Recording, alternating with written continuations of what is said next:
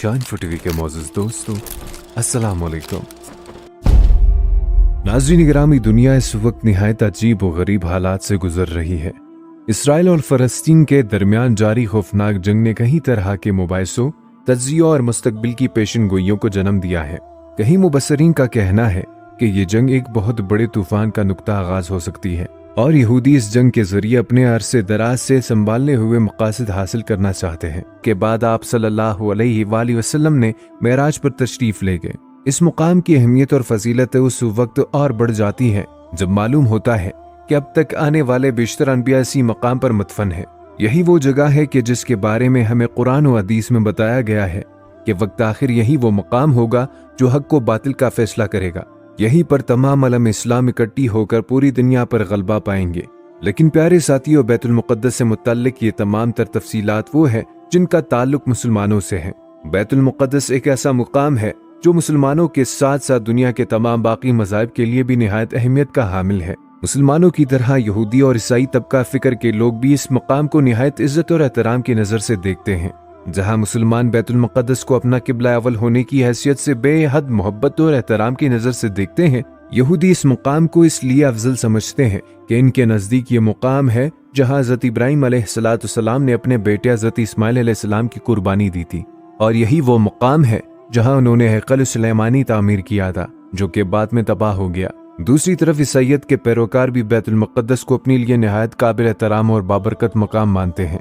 इनके अकीदे के मुताबिक ये वो जगह है जहां हज़रत ईसा अलैहिस्सलाम पैदा हुए थे, और जब दुनिया के खात्मे का वक्त नज़दीक होगा तो यहीं पर वो मुकाम होगा जहां हज़रत ईसा अलैहिस्सलाम का नज़ूल होगा। अब सवाल ये पैदा होता है कि क्या ये वजूहात काफ़ी हैं जिन्होंने यहूदियों को इस नस्लकशी पर उकसाया है, या इसके पीछे कुछ और बड़ा मकसद हासिल करना चाहते हैं? इनके लिए बैतुल मुक़द्दस और यहाँ पर मौजूद मस्जिद अक्सा पर कब्जा इतना आम क्यों है, और इस सिलसिले में हैकल सुलेमानी और ताबूत सकीना की क्या अहमियत है? नाज़रीन गिरामी, अगर हैकल सुलेमानी की तारीख देखी जाए तो मालूम होता है कि जब हज़रत इब्राहीम अलैहिस्सलाम की कौम यानी बनी इसराइल को हिदायत नसीब हुई तो उन्होंने रब्बुल कायनात की फरमा बरदारी की, तो अल्लाह अज़्ज़ व जल ने खुश होकर इन्हें ताबूत सकीना से नवाजा। ये ताबूत दरअसल एक ऐसा मुक़द्दस संदूक था जिसके अंदर बेशुमार तबरुकात थे जो कि बनी इसराइल को अता हुए। इन तबरुकात में पहले आने वाले तमाम अनबिया कराम के इस्तेमाल की चीजें और उनकी निशानियां थी। चुनांचे इस मुक़द्दस संदूक की बरकत से बनी इसराइल के अच्छे दौर का आगाज हुआ। रिवायत में आता है कि ताबूत सकीना हासिल होने के बाद अल्लाह तबारक व तआला ने बनी इसराइल को हर मैदान में कामयाबी अता फरमाई और उन्होंने हर जगह अपनी फतह के झंडे गाड़े। इसके बाद जब हज़रत दाऊद अलैहिस्सलाम का दौर आया तो उन्होंने ताबूत सकीना की हिफाजत के पेश नज़र एक हैकल तामीर करने का इरादा जाहिर किया। चुनांचे इसकी तामीर उस जमाने में शुरू हुई लेकिन पूरी ना हो सकी। फिर हज़रत दाऊद अलैहिस्सलाम के बेटे सुलेमान अलैहिस्सलाम के दौर में हैकल सुलेमानी की तामीर शुरू की गई और 900 कब्ल मसीह में यह मुकम्मल हो गया। रिवायत के मुताबिक हैकल सुलेमानी को हज़रत सुलेमान अलैहिस्सलाम ने हज़्न इलाही की बदौलत जिन्नात से तामीर करवाया था, लिहाजा ये एक निहायत मजबूत इमारत थी जहां ताबूत सकीना को हिफाजत से रखवा दिया गया और आम लोगों का दाखिला यहाँ ममनू करार दिया गया।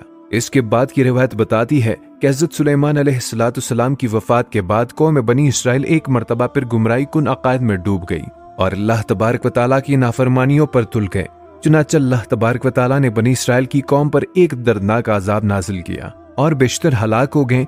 फिर 500 कब्ल मसीह में एक बादशाह बख्त नसर ने यरूशलेम पर कब्जा कर लिया और हैकल सुलेमानी को तबाह बर्बाद कर दिया। इसके साथ साथ इसने यहूदियों का कत्ल आम भी किया। इस जंग के बाद बच जाने वाले यहूदी बख्त नसर बादशाह के ज़ेर अताब आ गए, जिसके बाद आखिरकार वो अपनी नाफरमानियों के लिए अल्लाह तबारक व तआला से तौबा के तलबगार हुए, जिसके जवाब में एक साइरस नामी बादशाह की हुकूमत कायम हुई जिसने तमाम यहूदियों को बख्त नसर के जुल्म से आज़ाद करवाया और हैकल सुलेमानी की भी दोबारा तामीर करवाई। कहा जाता है कि इस दौरान ताबूत सकीना भी बज़ाहिर गुम हो चुका था, लेकिन दरअसल अल्लाह तबारक व तआला ने इनकी नाफरमानियों की बदौलत अपने इनाम यानी ताबूत सकीना को खुद इनकी नजरों से ओझल कर दिया। मुअर्रिखीन के मुताबिक यही वो वक्त था जब एक मरतबा फिर बनी इसराइल एक ऐसी कौम साबित हुई जिसने हर दौर में अल्लाह तबारक व तआला की नाफरमानी की और वो एक बार फिर गुनाहों में मुब्तला हो गए।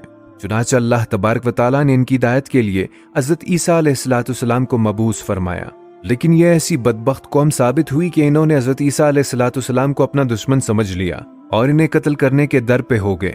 ऐसी हालत पैदा हुई कि हज़रत ईसा अलैहिस्सलाम को सूली पर चढ़ा दिया, लेकिन दरअसल वो कोई और शख्स था। इसके बाद आने वाले वाक़यात में बताया जाता है कि बनी इस्राइल कौम एक मर्तबा फिर अल्लाह ताला के अजाब का शिकार हुई और एक जाबिर बादशाह, जिसे दुनिया टाइटस रोमी के नाम से जानते हैं, यहूदियों पर कहर बनकर टूट पड़ा, जिसके नतीजे में कई हजार यहूदी अपनी जानों से हाथ धो बैठे। रूमी ने पूरे यरूशलेम पर अपना कब्जा जमा लिया और बच्चे कुचे यहूदी दूर दराज गुमान इलाकों में जा बसे। प्यारे साथियों, इस सब के बाद जब दीन इस्लाम का दौर आया और हजरत उमर रदी अल्लाह तआला अन्हु ने यरूशलेम में मस्जिद अक्सा की तामीर कराई, ये वही मुकाम था जहां हैकल सुलेमानी मौजूद था और ताबूत सकीना गुम हुआ था। इस दौरान हजारों सालों तक यरूशलेम में मुसलमानों की हुकूमत कायम रही और तमाम मजहब के लिए इसके दरवाजे खुले रहे, यहाँ तक कि 19वीं सदी आ पहुंची और दूसरी जंग अजीम के बाद आलमी साजिश के तहत यहूदियों को यरूशलेम में दोबारा आबाद कर दिया गया और यूं मुसलमानों और यहूदियों के बीच एक नाखत्म होने वाली जंग का आगाज हो गया। नाज़रीन गिरामी, अब इस तारीख को मद्देनजर रखी जाए तो वाजिया होता है कि यहूदी मस्जिद अक्सा को क्यों शहीद करना चाहते हैं और क्यों वो ताबूत सकीना की तलाश में है। मस्जिद अक्सा की जगह वो हैकल सुलेमानी को तामीर क्यों चाहते हैं? क्योंकि इस सब के बाद वो अपनी सुनहरी दौर का आगाज चाहते हैं। जैसे कि पहले बताया जा चुका है कि यहूदियों के ईमान के मुताबिक हैकल सुलेमानी की तामीर होते ही इनके मसीह दज्जाल का ज़हूर होगा, जिसकी मैयत में वो तमाम दुनिया पर राज करेंगे। जैसे कि हदीस मुबारका में भी बताया गया है कि दज्जाल के ज़हूर की निशानियों में से एक निशानी ये भी है कि जब वो इस दुनिया में आएगा उस वक्त इसके पैरोकार दुनिया में सबसे ज्यादा ताकतवर होंगे। चुनांचे अगर मौजूदा सूरत हाल पर गौर किया जाए तो हालात इसी तरफ जाते हुए दिखाई दे रहे हैं, जहां यहूद इस वक्त दुनिया की ताकतवर तरीन कौम है और इस वक्त क़यामत की कई छोटी बड़ी निशानियां पूरी हो चुकी हैं। उम्मीद है आज की वीडियो आपको पसंद आई होगी। मिलते हैं नेक्स्ट वीडियो के साथ, तब तक के लिए अपना और अपने प्यारों का बहुत सारा ख्याल रखिएगा। फी अमानिल्लाह।